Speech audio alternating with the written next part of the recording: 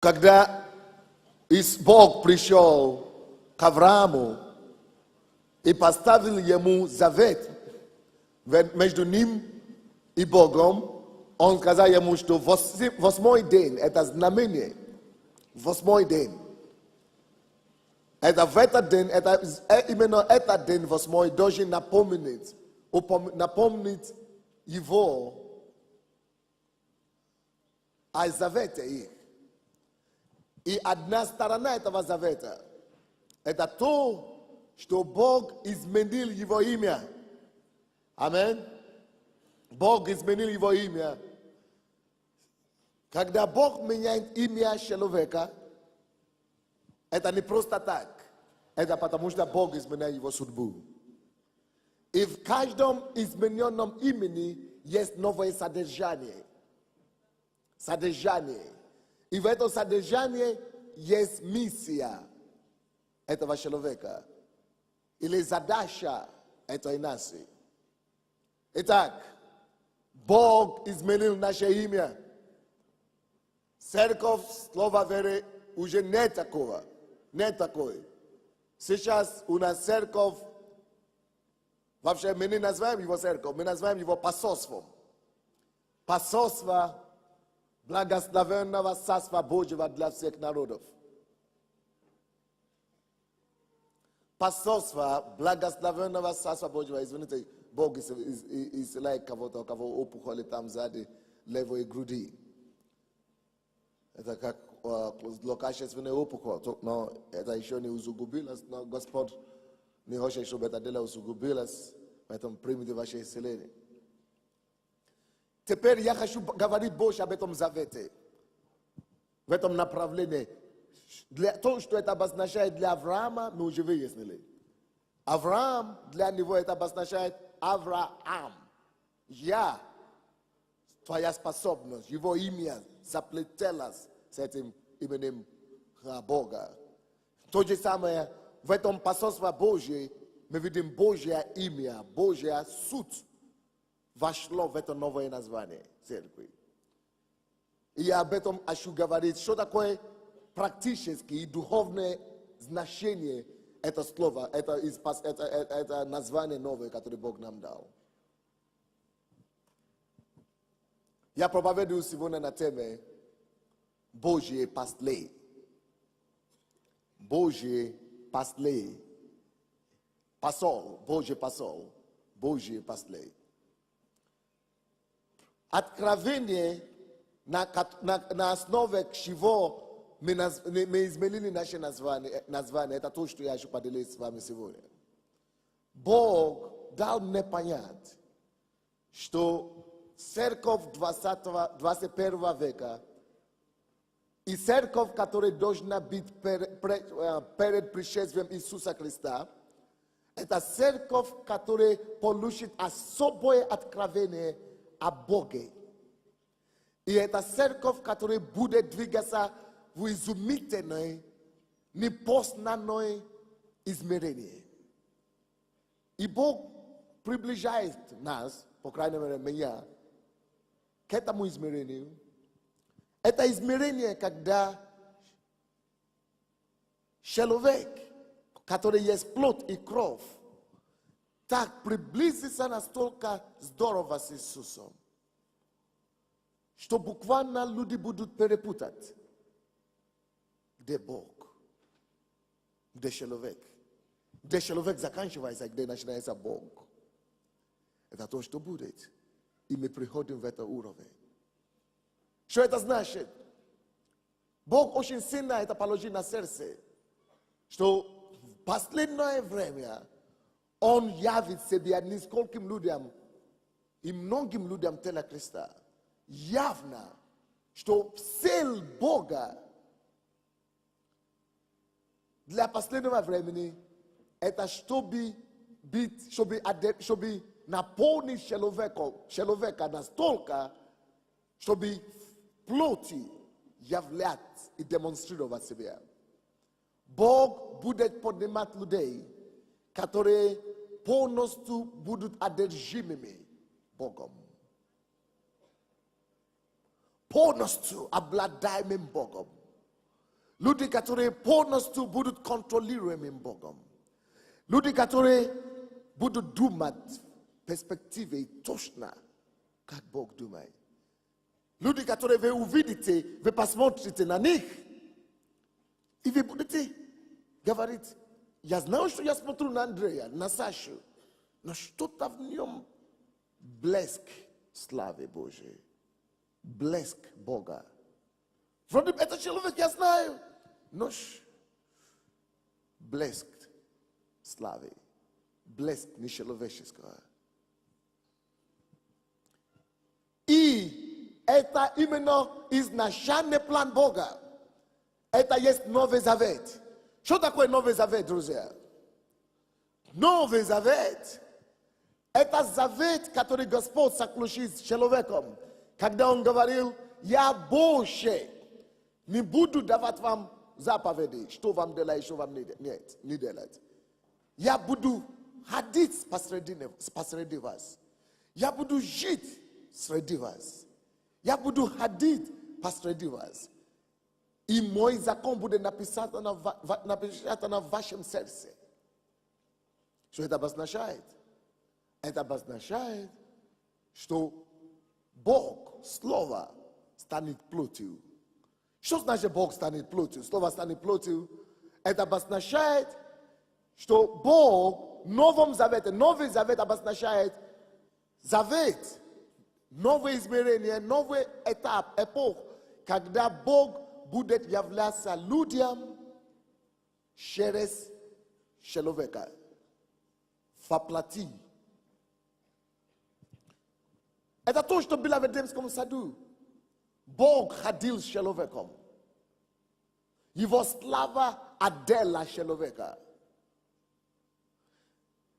Поэтому человек не знал, что он был голым. Бог, он был переплетаемым с Богом. Настолько, что Бог его одел. Вот на дне, 3 дня назад, во сне, я слышу такой голос. Бог, как бы Бог мне говорит во сне. Говорит, я вижу какие-то картины. Бог мне как бы экскурсию проводит. Он показал мне Еноха. Потом показал Илью. Потом Иосифа. А я потом задаю вопрос в моем духе.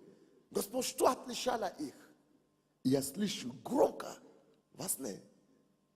Они одели меня на себе как одежду.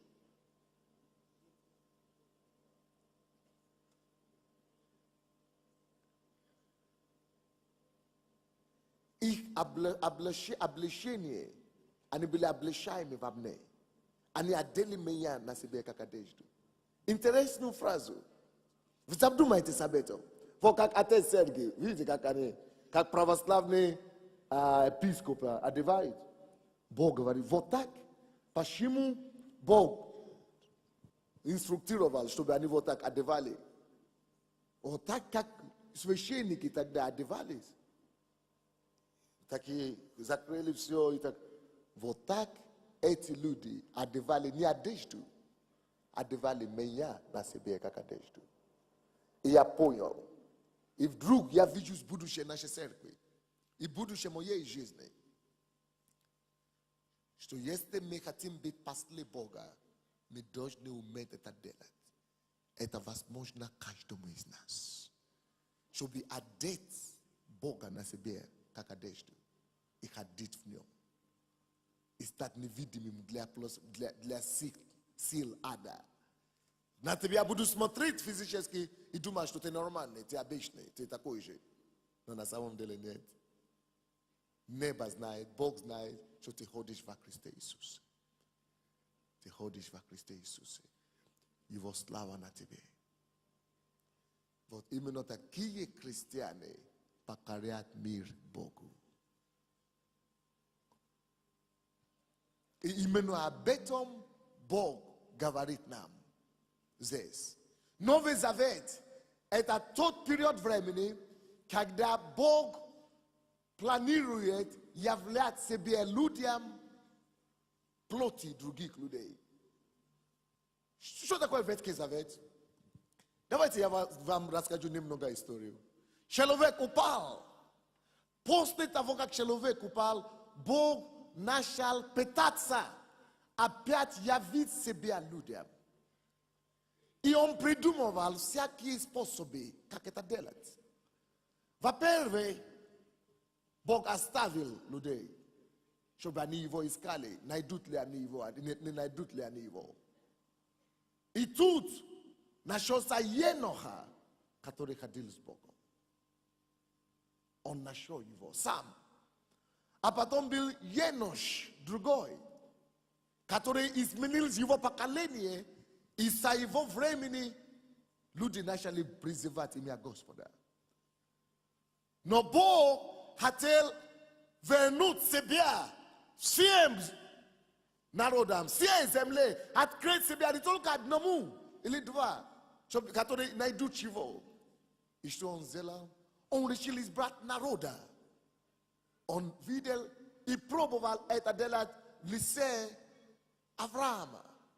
Он нашел Авраама, заключил с ним завет, чтобы и его план был таков. Слушайте внимательно.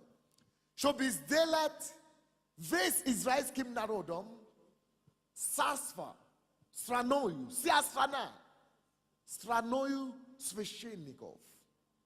Поэтому в исходе, когда он вывел из Египта, 19 глава, по 24 глава, он говорил: вы выйдете все навстречу мне на горе.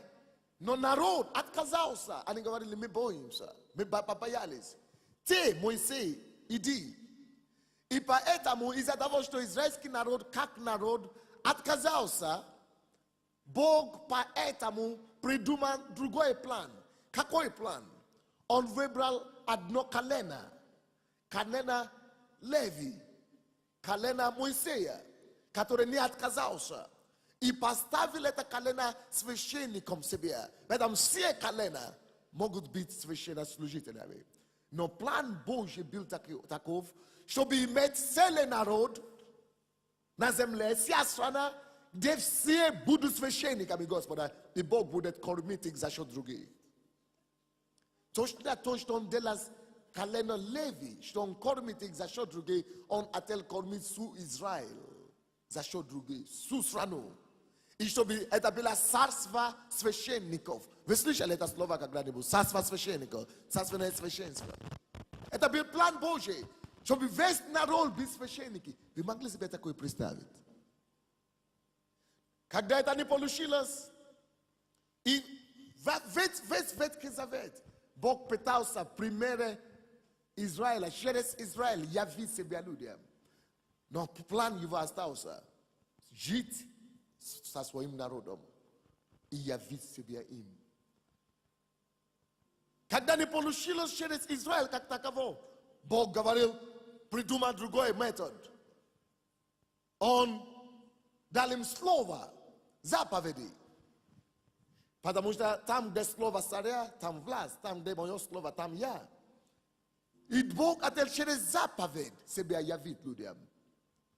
Но люди не могли хранить заповедь. Люди не могли найти Бога через заповедь. Потом Бог начал поднимать пророков, лидеров, судей, царей, священников, которые искали и знали Бога, чтобы через одного человека Бог, чтобы люди могли видеть, как Он ходит на них. И Он начал изливать свой дух на царей, на священников, на пророках и на царей. И Дух Божий заходил на этих людей, но народ весь не изменился. Потом Бог пошел дальше. Он придумал скинию. И сказал: стройте скинию по моим словам. Бог хотел явить себя людям. Он хотел ходить посредине. Построили скинию. И что вы думаете? И через скинию люди нарушили и не могли найти Бога все равно. Потом он говорит: давайте постройте храм. Построили храм, не могли найти Бога.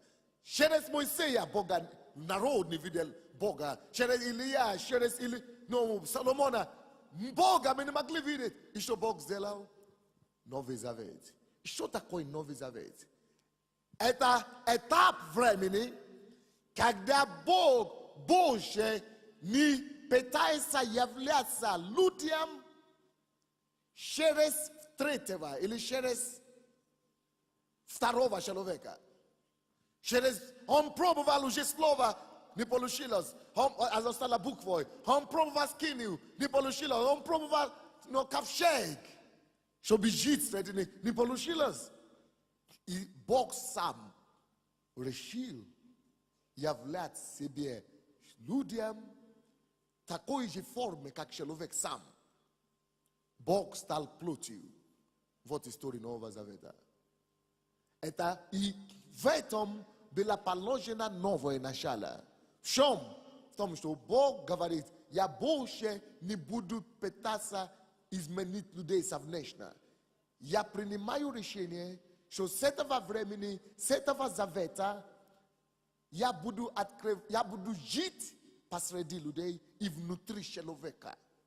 Я буду внутри них селиться. Я буду внутри них жить. И люди, и я теперь буду проявлять себя другим народам и с другим людям только через таких же людей, как они. И если кто откроет сердце для меня, я войду к нему и буду обитать. Это неслышимо. Это сумасшествие для пророков Ветхого Завета, что Бог придет и будет жив внутри человека. Это невиданные вещи. Но это всегда был Божий промысел. И поэтому слово стало плотью. Однако мы это знаем, что Иисус стал, слово стало плотью, Бог стал плотью. И мы думаем, что это только в Иисусе. Вот где наша беда. Иисус был первенец. И каждый, кто принимает Иисуса, теперь приобретает Бога внутри себя. Бог имеет план являть себя миру в плоти и крови человека обыкновенного. Не Иисуса. Иисус был один. Он показал нам, как это делать. Какая миссия Иисуса самая большая? Вы думаете, это то, что Он пришел спасти мир? Неправда. Самая главная миссия Иисуса заключается в том, что никто Бога никогда не видел. Но Сын Его единородный, Он что? Явил Его. Самая главная миссия Иисуса – это явить нам Бога. Как Бог выглядит? Это спокойный вопрос язычников, всех народов. Мы думали, это как солнце. Мы начали поклоняться солнцу. Мы думали, это как море. Мы начали поклоняться море. Мы думали, это как звезды. Мы начали поклоняться звездам. Как Он выглядит? Вот и спокойный вопрос. Спокойный веков вопрос. Как Он выглядит? И это есть миссия Иисуса. Бог. Вот Он. В нем. Иисус, давай, иди сюда. Скажи, ты будешь Иисусом.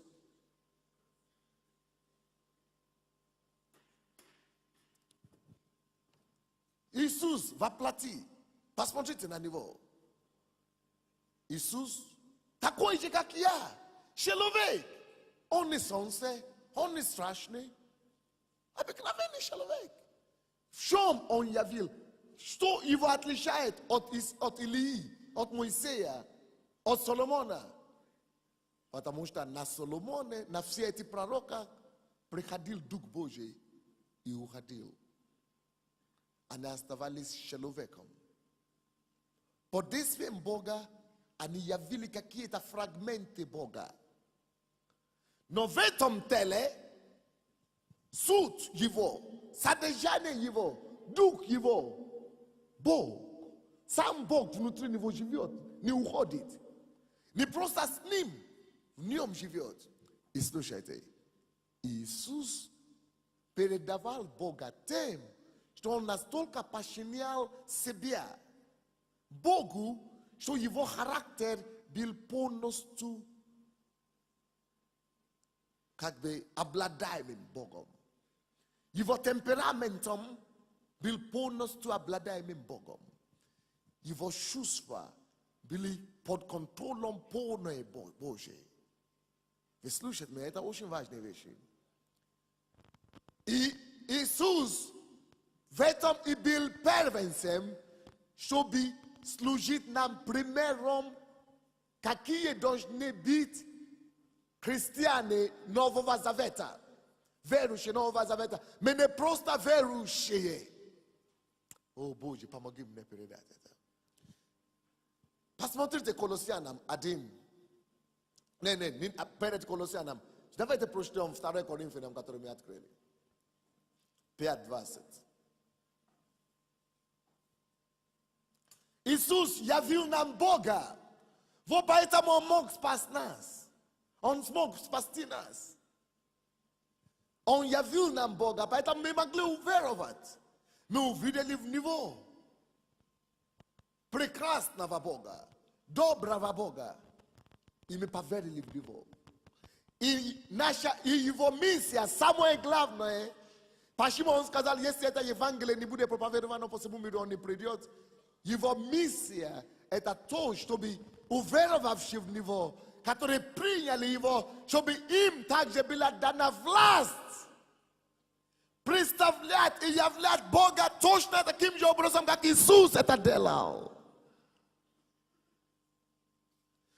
Власть, им была дана власть быть детьми Божьими, точно как Иисус.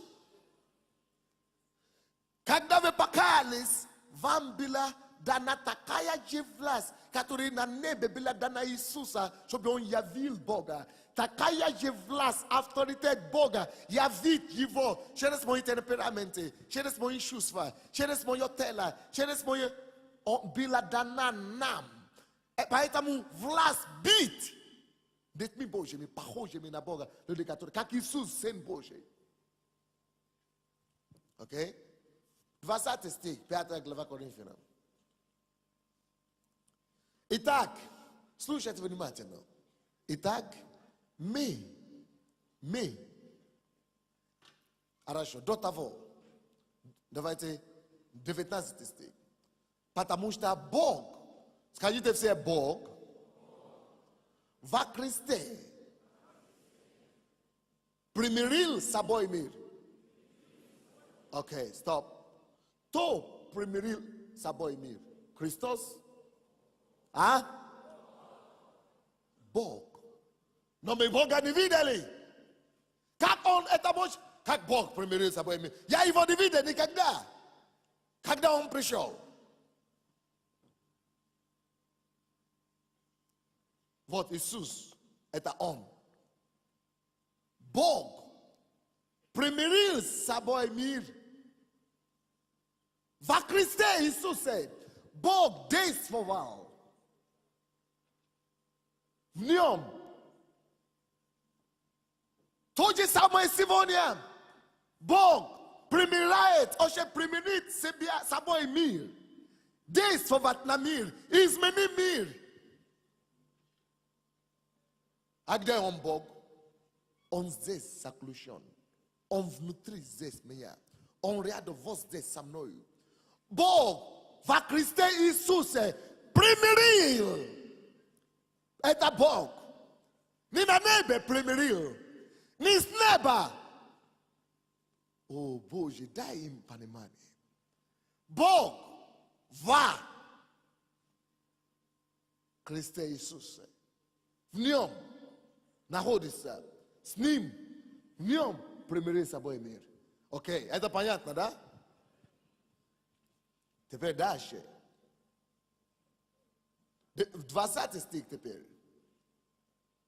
Итак, мы теперь, это было об Иисусе, Бог во Христе Иисусе. Так? Теперь, что касается нас, 20 стих. Итак, мы посланники от имени Христова, потому что Христос спас нас. Христос вошел в нас. Мы посланники от имени Его. Слово посланник это значит посол, о чем я проповедую.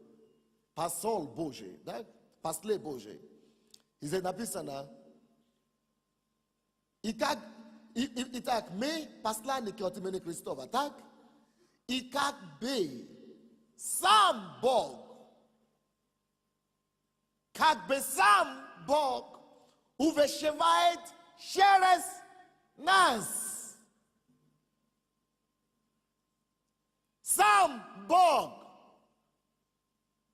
uve shevait gdzie sam bog uve shevait sheres nas gdzie? Это я. Не, сам Бог.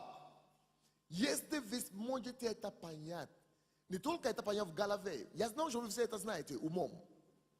Если вы это сможете стать откровением, что это не я говорю вам, сам Бог. Вы его не видите, а я его вижу. Если вы смогли и сможете когда-нибудь практиковать присутствие Иисуса, присутствие Бога, практиковать, что Он, я не один, я в Нем, поэтому Он со мной рядом. Я чувствую, как Он стоит сейчас. Я знаю, где Иисус стоит рядом сейчас со мной. Вы его не видите, а я его вижу духовными глазами. Если это дойдет до вас, чтобы понять, что я во Христе, я закрыт в Нем. Я его вижу сейчас. Он во мне. Сам Бог, через я в нем, он во мне, я закрыт в нем. Вы видите меня, но меня нет, я в нем, я вижу его, он здесь на сцене со мной. И сам Бог увещевает через нас. Вот как Бог желает и хотел видеть жизнь христиан в Новом Завете.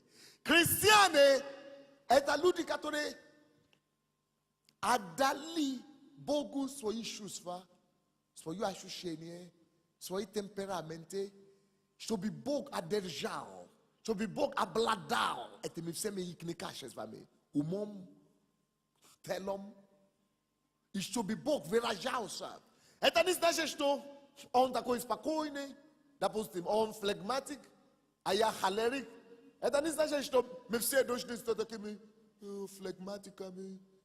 Нет, Бог дал ему чувство его, темперамент его, и через его темперамент, через мои темпераменты, через мой характер, через его характер, Бог, чистота Божья, искренность Бога будет выражаться через все, что Он нам дал. Мы починаемся наши чувства, наши темпераменты ему так, чтобы хотя мы отличаемся, но когда мы действуем, говорим, что-то мы делаем, все равно люди видят одного Бога. Как вам это донести? Сам Бог действует через меня. Я пришел к брату. Сам Бог пришел к тебе, моими ногами. Я возложил руку на него. Когда я молюсь за людей, я никогда не вижу, что это пастор Сандей молится. Сам Бог. Видите, развивайте ваше духовное чутье, духовное зрение. Умейте представлять себе в духе, видеть себя в духе. Имейте, поймите, что вы не плоть. Вы есть дух, духовный суд. Ты не есть тело это. Боже мой, поймите это наконец-то. Слушайте, что такое возрождение? Возрождение – это то, что Дух Святой, соединяющийся с Господом, есть один Дух с Ним. Господь, Он есть Дух. И на самом деле, ты тоже есть Дух. И Дух Господа, ты же не видел его, потому что ты только смотришь по плоти. Ты думаешь, что ты есть плоть, ты есть физический суд. А Бог, ты знаешь, что ты есть Дух. И Он сам есть Дух. И Бог, Он есть Дух, вошел и соединился с твоим Духом. Но твоя беда в том, что ты его не заметил. И ты его не видишь. Соединившись с Господом, один Дух. Как я себя вижу, когда я молюсь? Когда я молюсь, я вижу мою плоть со стороны. Ja naszu zameti swoju plot. No w duchu. Ja zakrywał glaza i widział, jak mój duch sojedinił się Duchom Bożym.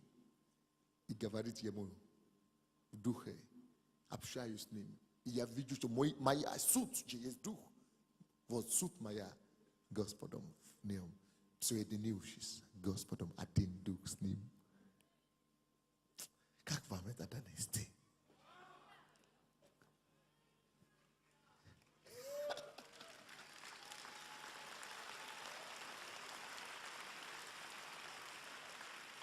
Я не есть плоть. Я не есть голова такой. Да, он не сказал, соединившись с Господом, стал Господом. Нет, мы соединены. Я должен подчинять мою суть, его сути. Я должен уступать ему. Я должен уменьшаться, а он должен увеличиваться. Вы понимаете, о чем речь? То я не стал, я должен давать ему место, уступить ему. И если он сможет господствовать изнутри, надо мной, если я позволю ему вести меня, у меня будут такие же результаты, как у Иисуса было. И люди будут видеть больше и больше Бога и Его качества, выходящие через меня.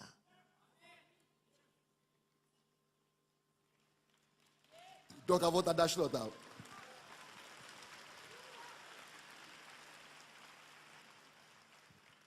Как бы сам Бог.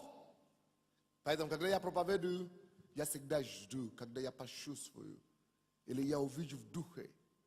Себе в порядке, да, я в порядке с ним. Поэтому, когда я вам говорю, представьте себе Иисуса, я не просто фразы говорю какие-то религиозные. Я знаю, о чем я говорю, я этим живу.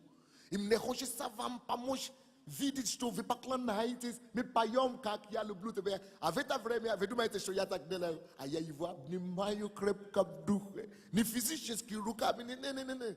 Я с ним, я его целую, я перед ним, но на колени, но... Я духовный человек, я дух. Понимаете меня или нет?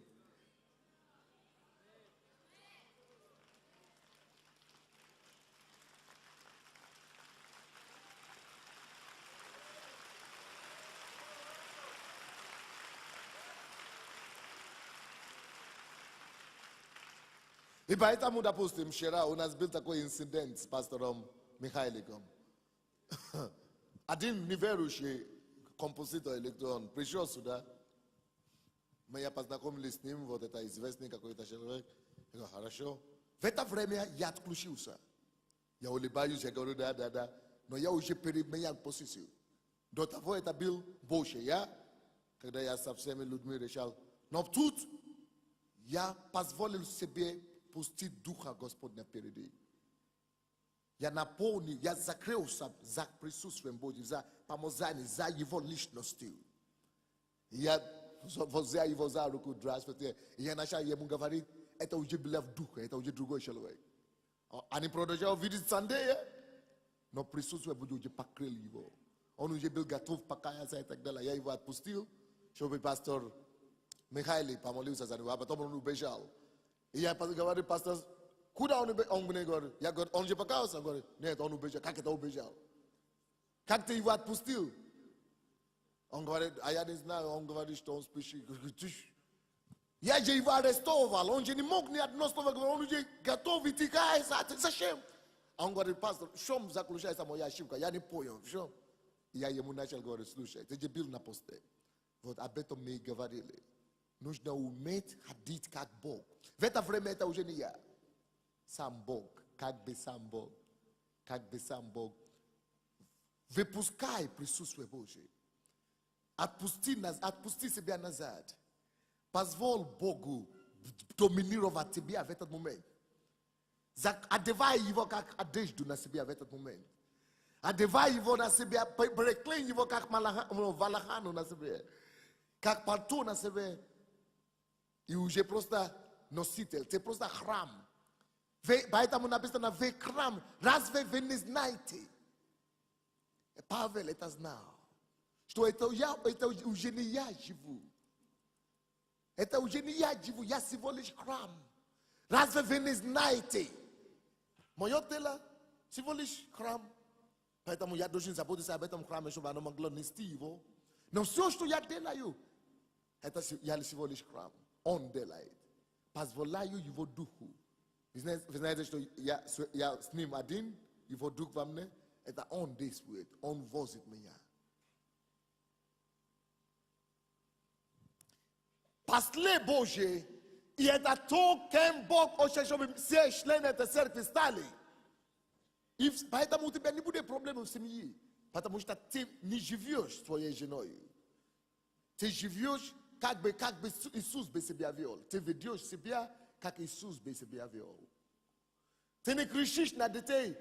Ты ведешь себя с детьми, как Иисус себя вел бы. Со своими помощниками ты ведешь себя, как Иисус бы себя вел. Это не я.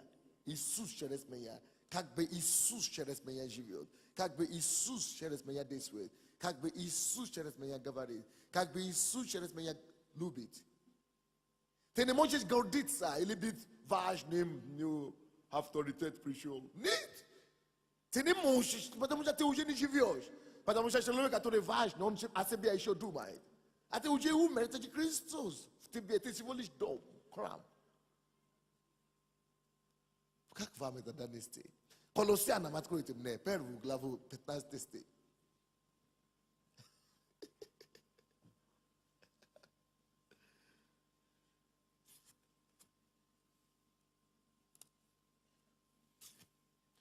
Сложновато, да? Все умом понятно, но не доходит, да? Дух Святой должен мне помочь.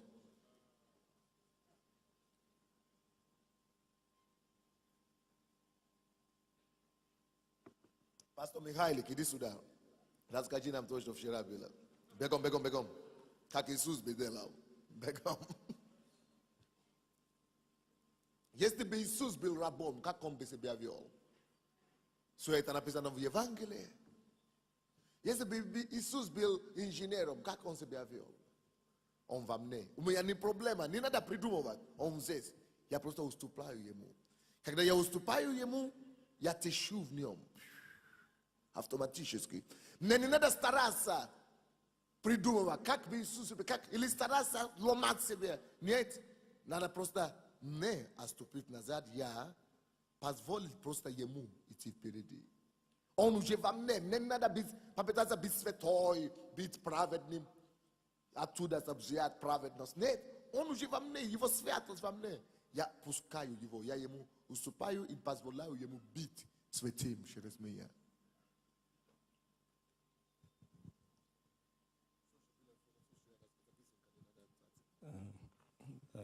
Пастор говорит быстренько. Прославился уже на весь мир. Спасибо, пастор. Вы же читали Евангелие. Кто был с Иисусом, тот автоматически на весь мир уже прославлялся. Аминь. Так и я рядом с Иисусом оказался, теперь уже весь мир знает. Да, это для меня урок вчера был, я учился. Потому что одно дело, когда ты слышишь теорию, другое дело, когда ты видишь практику. И до сих пор у меня это все получалось, но с людьми другого ранга. А здесь уже другой уровень. Я так понял, Бог поднимает. Но когда Бог поднимает, не всегда получается все с первого раза. И действительно, я вчера подошел к пастору, потому что пастор, он действительно подошел, пастор на него в духе наехал.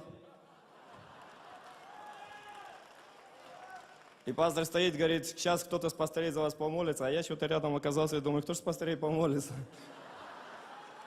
А оказалось, что это я, этот пастор. Я думаю, смотрю краем глаза, может, пастор Наташа появится, где-то она. Или кто-то другой. И никого нету. Ну, думаю, вот этот номер. И пастор на него, опа, он стоит только глазами, хлопает, смотрит на него. Даже пастор говорит, идите, найдите комнату, ведите его и молись. И я веду же его. А он не ведется. Интересно так. Еще и ребята что-то комнату никак не откроют толком. И все, То есть такие вещи происходят. И потом, я вижу, он уже стоит передо мной, он готов что угодно сделать, лишь бы убежать, короче. Он так перепугался, мне жалко его стало даже какое-то время. Он извини, мы, говорит, не знакомы с вами. Я уже потом понял, что ошибка, надо было познакомиться сразу. И я начал ему, мы начали говорить, и я потом уже пришел, и он все-таки удалось ему. И сестра, которая его привела, говорит, ну ладно, пастор, отпустите его уже тоже. Ей тоже его жалко стало. Она говорит, я сейчас с ним буду ехать в машине, я с ним там поговорю. И он как-то так выскочил. А я чувствую себя, знаете, как не оправдавший доверие. Ты готов уже что угодно делать, а не с кем. И я пришел, говорю, пастор, вот такое дело. А чувствую себя отвратительно, провалиться хочется под землю, знаете, разорвать костюм и все. А он говорит, ты что, рыбу держать надо было? Знаете, я чувствовал себя как сын, которому отец дал удочку, который потянул рыбу, но не удержал. Удочка с рук выпала, короче. Вот такое у меня чувство было, короче. Я думаю, надо же себя реабилитировать, когда говорю, пастор, а что делать? Он говорит, надо в духе было это. И я потом, уже сегодня начал анализировать эту ситуацию. Я понял, что действительно там духа, наверное, было меньше, чем плоти. Что мне так хотелось угодить, помочь в этом деле, что, наверное, там Иисусу пришлось стоять в стороне и наблюдать за мной. Вместо того, чтобы его выпускать вперед, короче. И я думаю, что это действительно была одна из ошибок. Потому что, когда ты хочешь помочь Иисусу, лучше него это никто не сделает.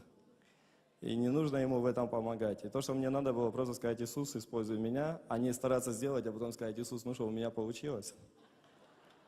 Я думаю, что в этом была ошибка. И то, что пастор говорит правильно, действительно нужно отойти в сторону и дать ему возможность. Потому что, если вы увидели пастыря, это вроде пастырь, вроде не пастырь тогда был, когда он на него в духе наехал.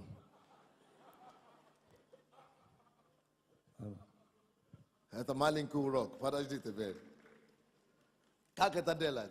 Посмотрите сюда, Колоссянам 1:15. Который, речь идет об Иисусе, который есть образ Бога невидимого.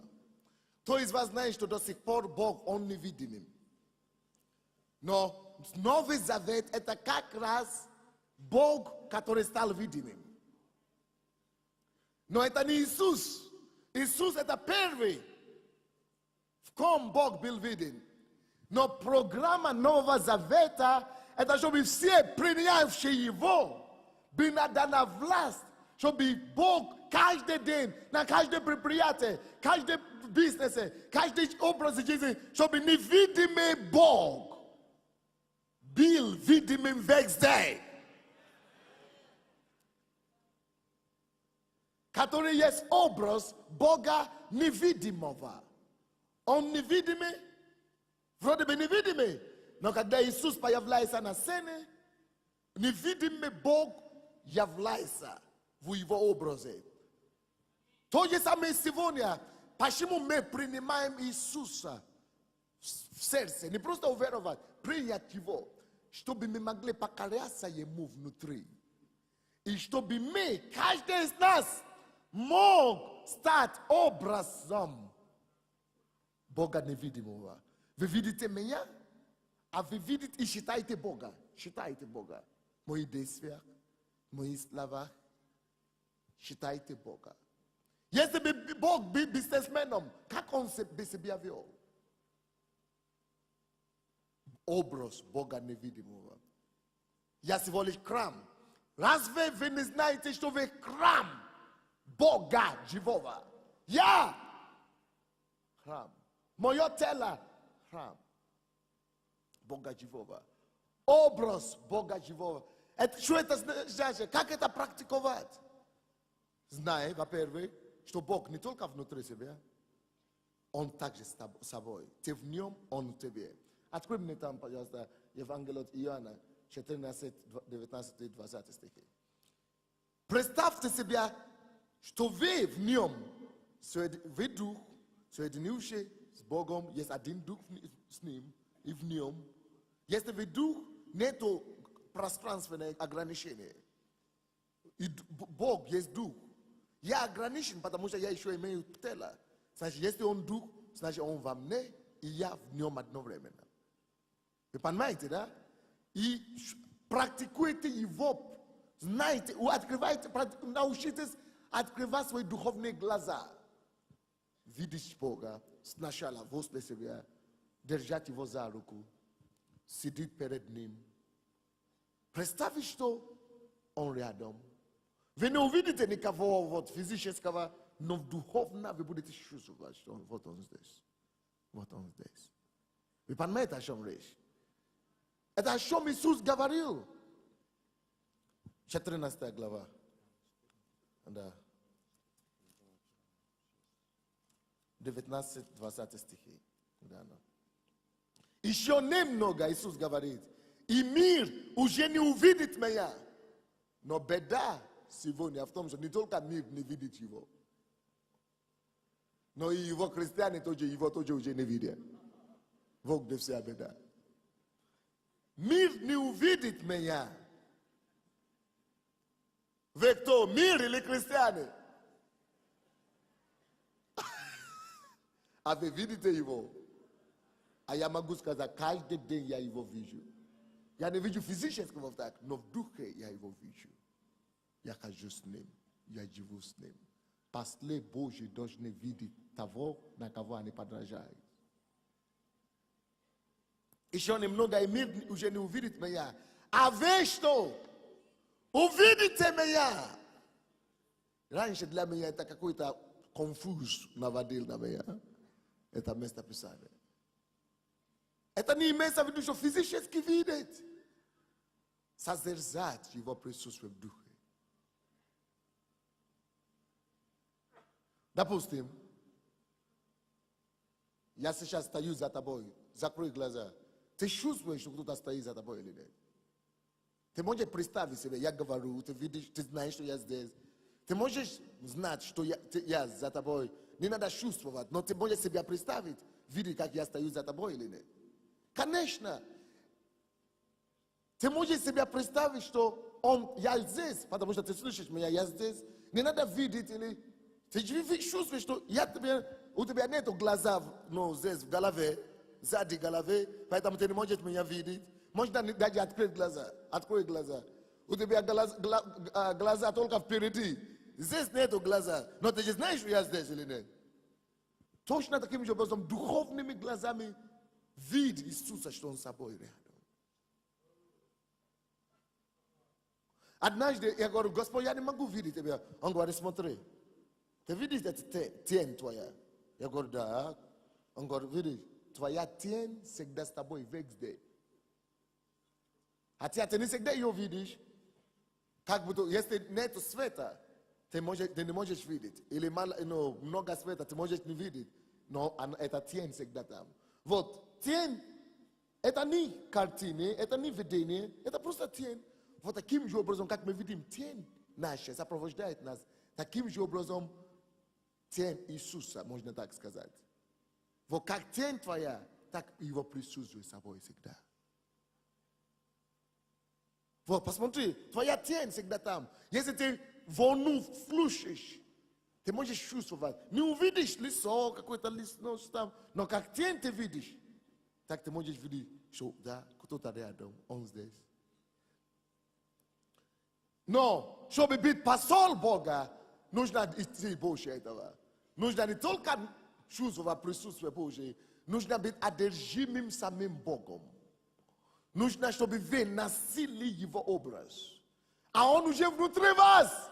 Но вы должны сознательно нести это его. Сознательно знать, что это уже не я живу, но Христос живет во мне. Уже не я, Он живет. Я позволяю себе каждый день умереть. Умерщвляю свою плоть каждый день, чтобы Он жил.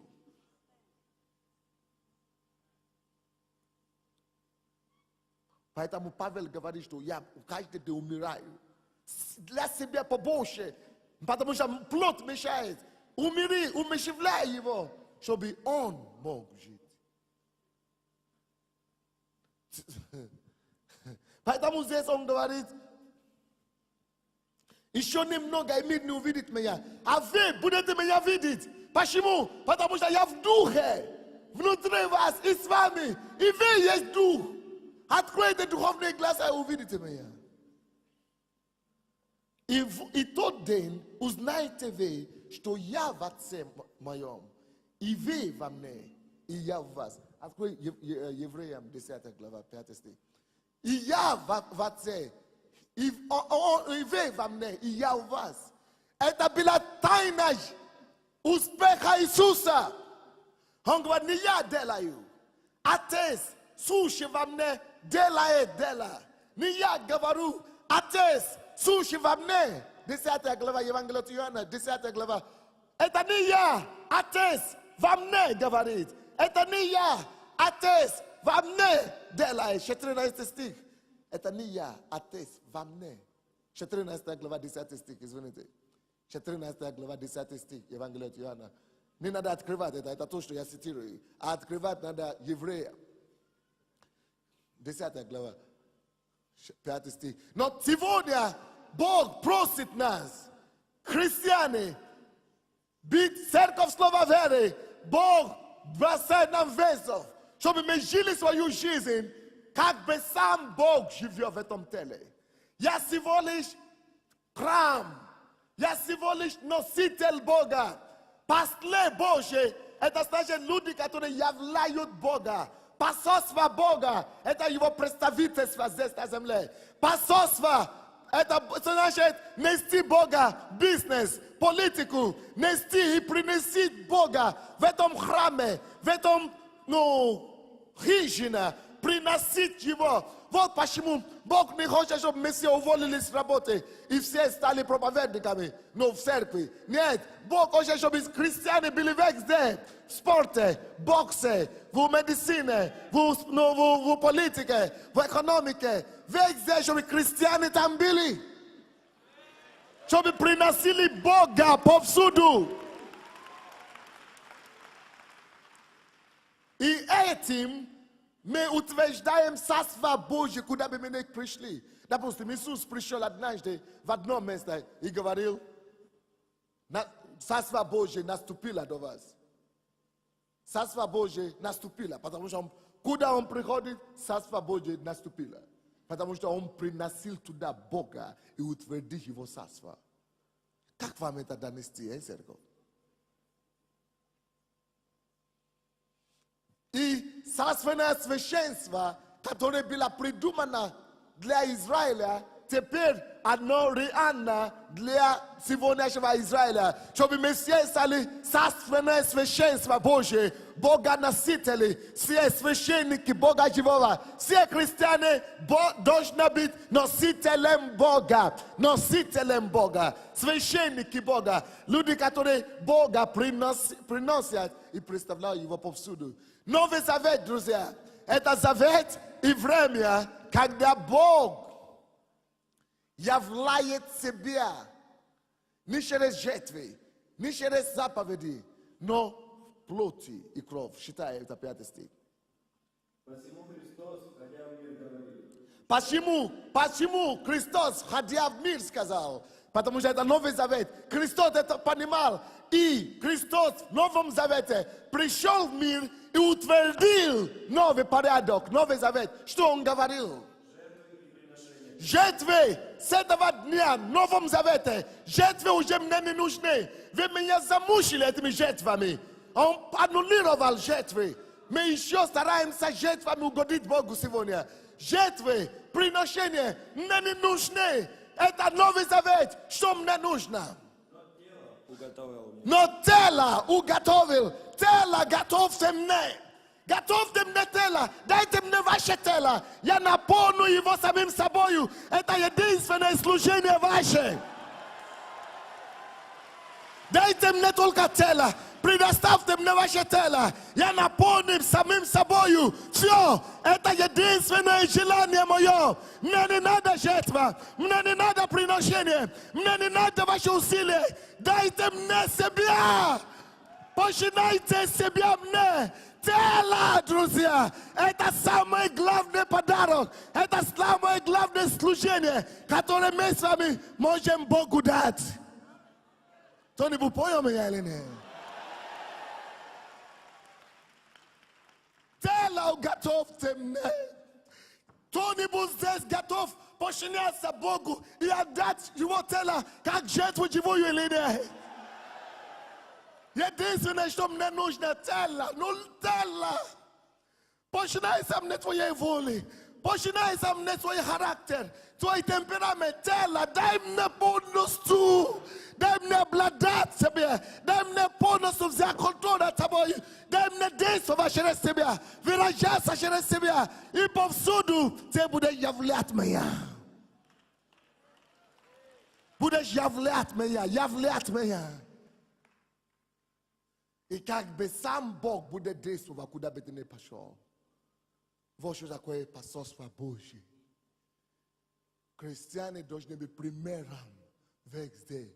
Церковь посольства Божье, это значит, мы получаем призвание, Бог доверяет нам это откровение, чтобы мы его приносили повсюду, куда бы мы ни пришли. Доверяет нам это. Бог очень взял спорт. Он посылает одного возрожденного, которого он наполняет самим собой, чтобы принести в области спорта. И этим утвердить Царство Божие там. Господь очень взял бизнес, он какой-то отрасли, металлургии, он берет одного, наполняет самим собой, чтобы человек это понял.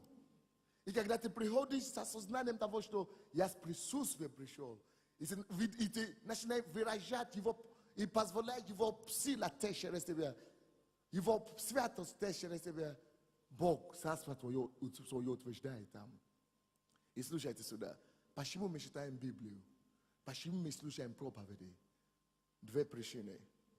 Чтобы понять, кто такой Бог. Я читаю Библию, он мне дает понимание, кто такой Бог. Вот так Бог выглядит, вот так он думает. Чтобы понять, как Бог. Второй, чтобы понять не только как Он есть, но каким Он может быть во мне через меня сегодня. Не только каким Он был вчера, Он есть, каким Он теперь может быть выразиться через меня. И мы сегодня должны стать образом Бога невидимого. Это для мира он его не видят, но когда они будут видеть нас, они будут видеть его. Вы помните Деяния апостолов 4:13? Они увидели эти учеников и сказали, эти люди неграмотные, но мы можем одно сказать. Они были с Иисусом. Блеск Иисуса был в нем. Они растворились с Иисусом. Они позволили Иисуса взять полный контроль над их характером, над их чувствами, над их местами. И поэтому, когда они говорили, действовали, люди видели Христа. Сколько людей видят тебя, Бога? Пасли Божий. Креститесь Бога. Пускай это будет самое большое желание и стремление твоей жизни, креститься в нем. Полностью погружаться. Вы знаете, крещение это погружение. Чтобы я не был виден Божий. Я никто, но чтобы он был виден во всем. Тело, он жаждет тело. Он плачет за тело. Тело уготовьте мне. Тело уготовили я. Тело, дайте мне тело, которое бы починялись мне. Тело только, единственное, тело, разве вы не знаете, что тело ваше храм? Вот то, что Бог ищет. Дайте мне храм. Уже не ковчег построить, уже не скинию построить, уже не храм построить. Вот где я буду жить. Теле. Дайте мне.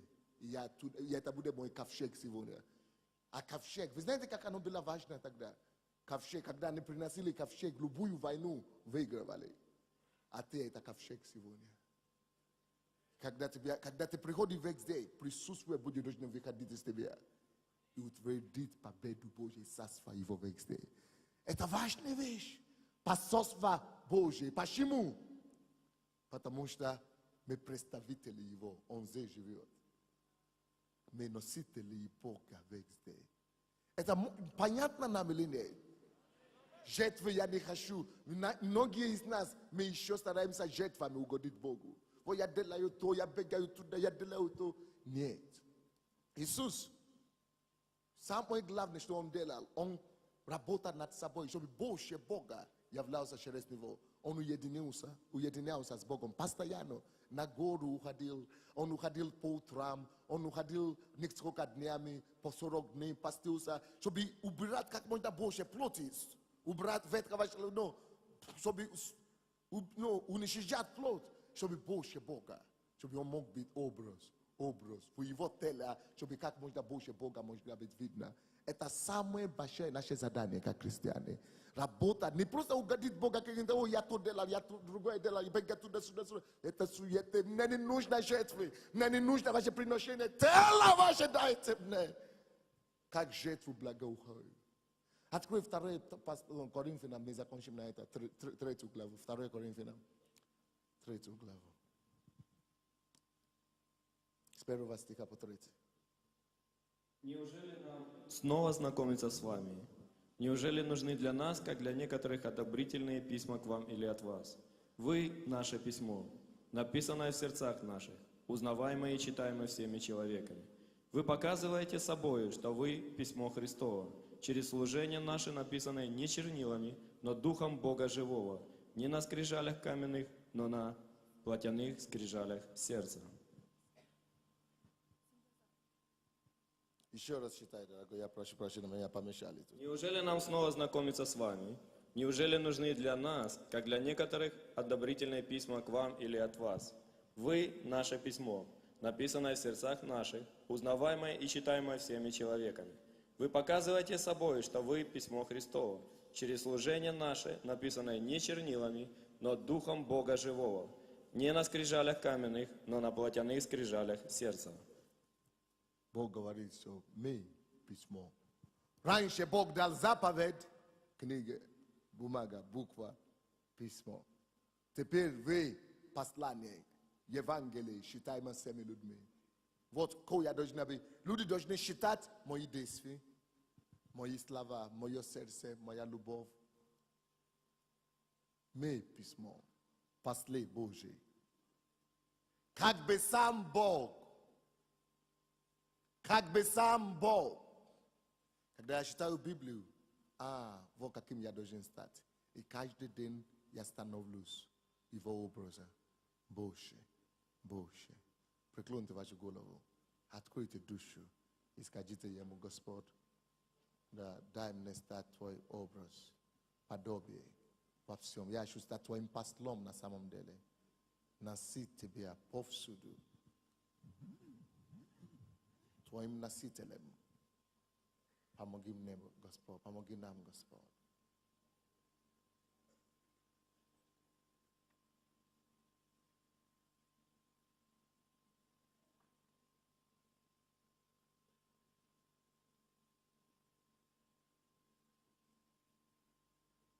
Посольство Божие. Послы Божие. Как бы сам Бог. Закройте ваши глаза. Представьте его перед собой. Успокойтесь. Точно как вы чувствуете, что кто-то сидит сзади вас, или рядом с вами, или впереди. Вот представьте вот так себе, что Иисус стоит перед вами. И сзади вас. Вы в нем.